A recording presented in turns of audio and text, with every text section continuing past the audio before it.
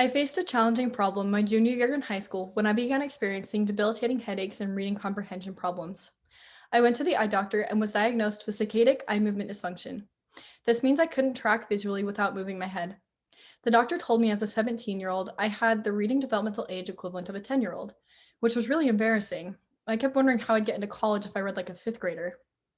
Initially, I was resistant to therapy, but soon I realized I needed to prioritize my long term goals over my temporary discomfort.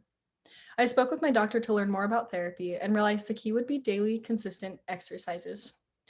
One challenge was maintaining my grades despite my learning disability. I started being more realistic about my needs and allotted more time to reading assignments. I also became a better auditory processor to glean the most out of my class learning.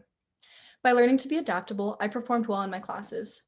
Progress came slow, but by the time I was graduating, I was reading and comprehending at an advanced level again. I learned several lessons through this experience.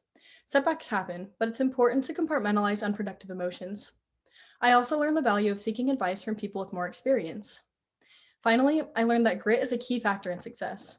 It was through those daily, small exercises that I overcame my learning disability. These principles have helped me solve problems on my mission, in my personal life, and in school. To answer the second question, my innate enthusiasm, organization, and flexibility make me an excellent team member.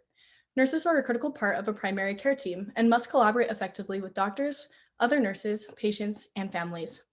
Enthusiasm is contagious and leads to a willingness to work together. As a CNA, I was asked to cover for another aide who'd be going on vacation for several weeks. She worked with a particular patient for many years, and that made him more resistant to new help. I greeted him enthusiastically and showed him I was genuinely happy to be there with him. This helped us develop a bond of trust quickly and made him more willing to work with me.